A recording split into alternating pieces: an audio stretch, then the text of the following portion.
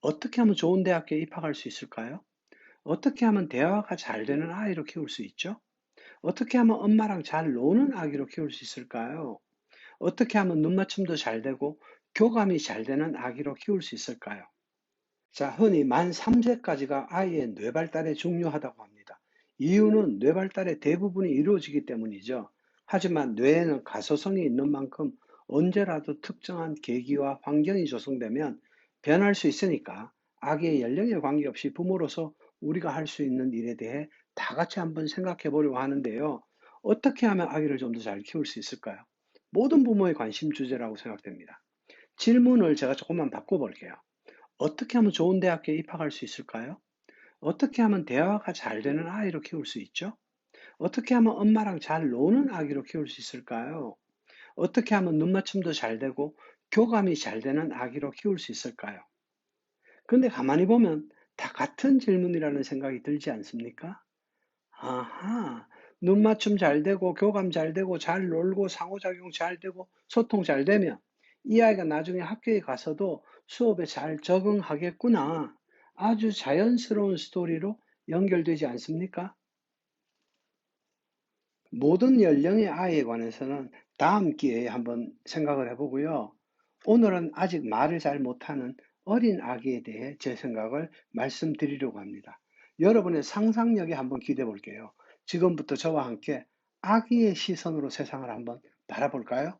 다만 이 상상은 아기가 태어난 후 엄마 품과 집에서 인생을 시작한다는 전제입니다. 조리원이건 병원이건 아기와 엄마가 중요한 시기에 분리된 경험이 있었다면 그만큼 부족한 점을 채우는 시기가 반드시 있어야 한다는 말씀을 먼저 드립니다. 자, 드디어, 드디어 아기가 스스로의 힘으로 이 세상에 왔습니다. 너무 낯설어요. 모든 게 낯습니다. 여기 어디예요? 잠깐만요. 모든 감각이 달라졌어요. 나 어디 다친 데 없나? 내 몸무게는 왜 이렇게 무겁죠? 이상한 냄새, 이건 뭐예요? 모르는 소리들이 너무 많아요. 낯설어요. 도대체 무슨 일이 일어난 거죠? 엄마는 어디 있어요? 너무 힘들어요. 드디어 엄마 품위로 아기가 올려지고 이를 반딩이라고 하는데요. 이 반딩은 아기가 완전히 안정되었다는 걸 확인할 때까지 지속돼야 합니다.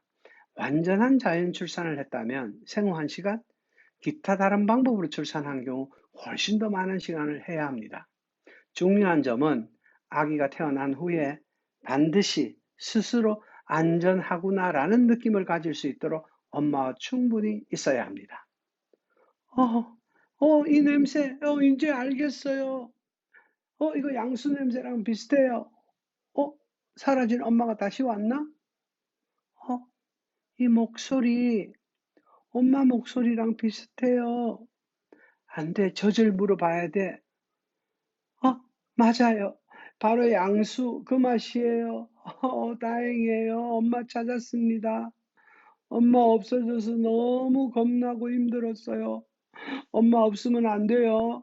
꼭 옆에 있어야 돼요.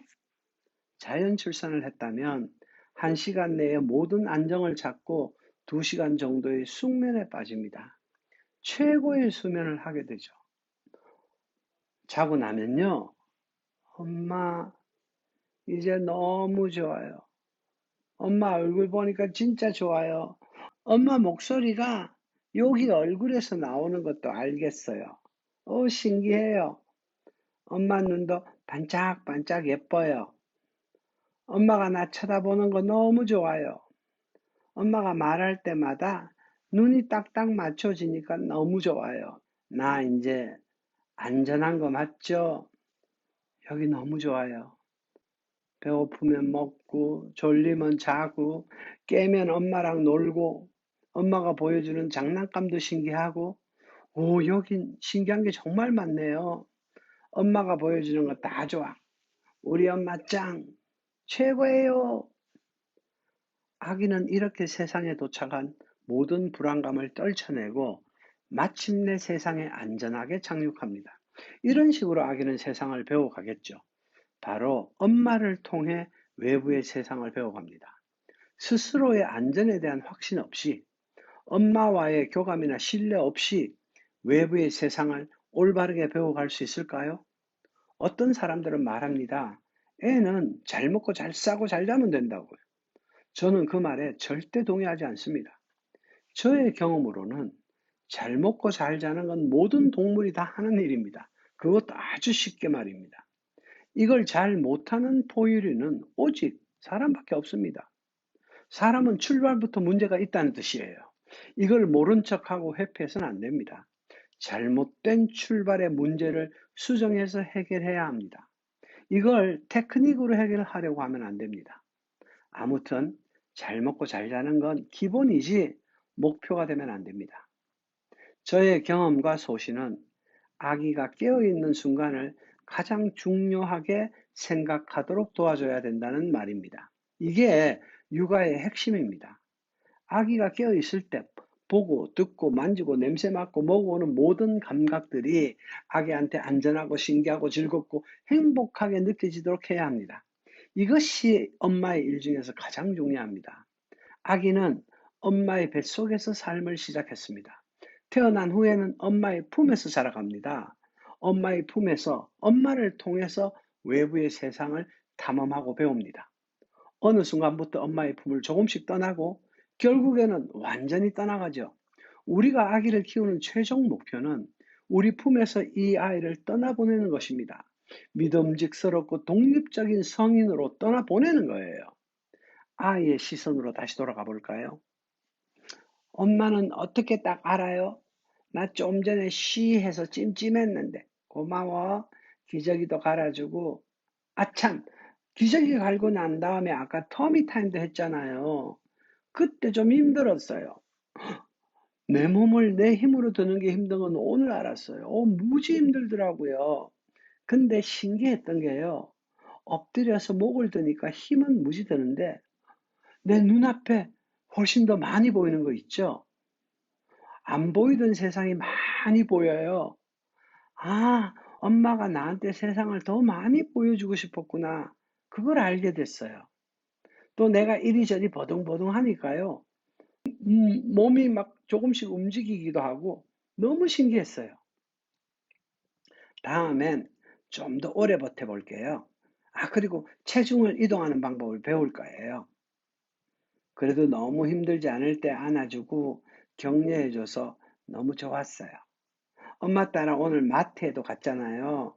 그것도 좋았어요. 무슨 말인지 모르겠는데 엄마가 이것저것 보여줬잖아요. 색깔도 다양하고 냄새도 다양하고 사람들이 이렇게 많은 줄 몰랐어요. 부릉부릉 차도 많고 멍멍멍멍 강아지도 많고 엄마가 보여주는 세상은 정말 신기해요. 엄마 품에서 이런 구경하니까 너무 안전하고 행복하고 신기하고 그래요. 앞으로도 더 많이 많이 보여주세요. 엄마가 해주는 건 힘든 것도 다 좋아요. 그렇습니다. 아기한텐 절대적으로 자신이 안전하다는 느낌이 중요합니다. 엄마로부터 사랑받고 있다는 절대적인 신뢰가 중요합니다. 이게 대전제가 돼야 합니다. 100%의 신뢰 속에서 세상 구경을 시작하는 거예요. 엄마라는 사람은 아기가 외부 세상으로 가기 위한 채널입니다. 그래서 우리는 이 채널 역할을 잘 해야 합니다. 우리가 애를 키우는 게 아니에요. 우리가 아이의 채널이 되는 거예요. 아기는 뇌가 더 발달돼야 합니다. 잘 먹고 잘 잔다고 그게 되겠습니까? 인간은 다른 동물과는 완전히 다릅니다. 태어나도 일어서지 못합니다. 왜냐하면 뇌를 더 발달시켜야 되거든요. 근데 그 뇌를 발달시키는 방법이 아주 특별합니다. 바로 신체를 통해서 뇌 발달을 시키도록 되어 있습니다.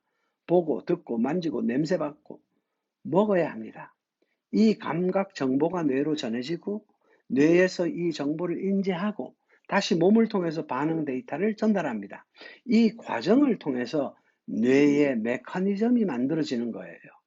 그렇기 때문에 먹고 자는 게 중요한 게 아니에요. 어떻게 보고 어떻게 듣고 어떻게 만지게 할 건지 아이가 살아가는 감각 환경을 어떻게 설정하느냐가 가장 중요합니다. 어느덧 아이가 자라 어린이집으로 유치원으로 가게 됩니다. 아이는 이제 엄마를 보지 않아도 엄마가 늘 뒤에 있다는 걸 알죠.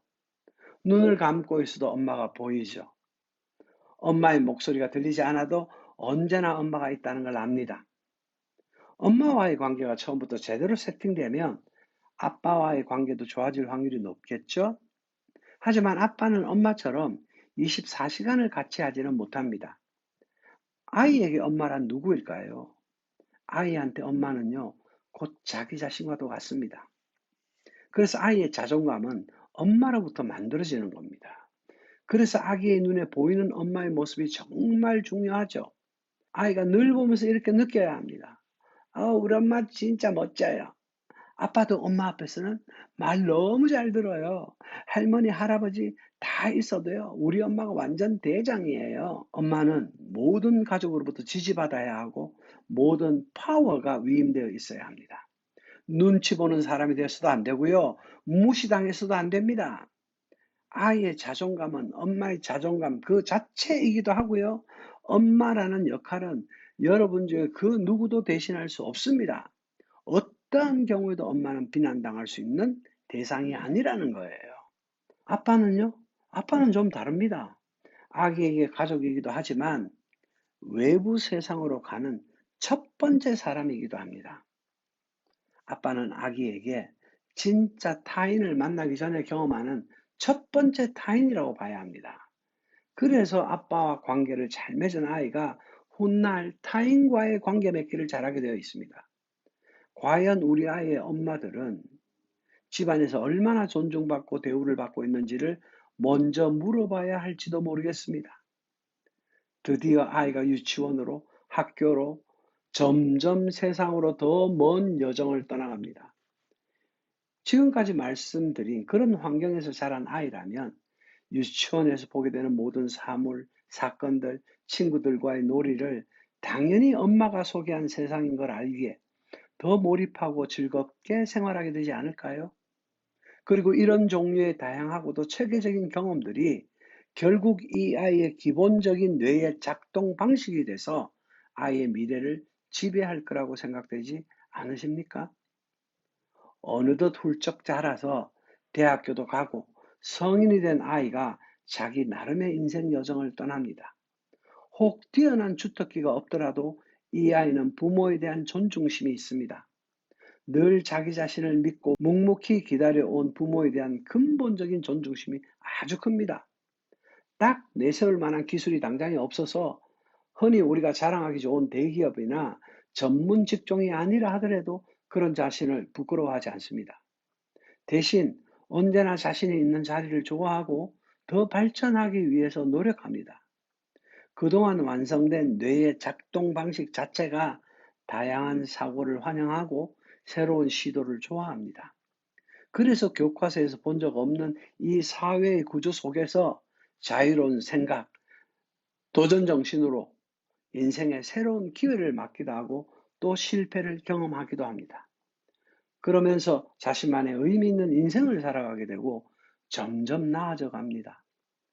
어느덧 부모님들은 나이가 들었고 이제는 자녀의 소식만 가끔씩 들으면서 독립적으로 살아가는 자녀를 자랑스러워하죠.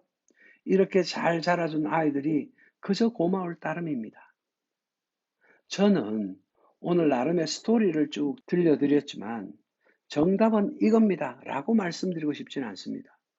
모든 엄마의 기질, 스타일, 가정환경, 아기들의 성향, 살아가면서 만나게 되는 수많은 변수들이 있기 때문에 아무리 훌륭한 누군가 우리에게 인생의 조언을 한다 하더라도 이걸 아이한테 우리는 쉽게 적용해서는 안 된다고 생각합니다. 그렇다고 우리 열심히 합시다라는 일반화된 표현을 쓰고 싶지도 않습니다. 다만 저는 우리의 육아를 고민하기 전에 끊임없이 우리 자신을 들여다보자고 조언을 드리고 싶습니다. 혹시 우리 자신이 몰랐던 점은 없었는지, 나 자신도 몰랐던 새로운 내면의 자아를 만날 가능성은 없는 건지, 우리 자신을 다시 한번 들여다보자고 말씀드리고 싶습니다. 저는 20년도 넘게 임신, 출산, 육아, 언어 교육을 해오고 있습니다. 10만 명도 넘는 부모와 아이들을 뱃속 태아 시절부터 만났습니다. 이 중에서 많은 분들은 아이를 낳고 취약 아동이 될 때까지도 만나오고 있습니다. 저 자신 학부에서는 의학을 전공했습니다.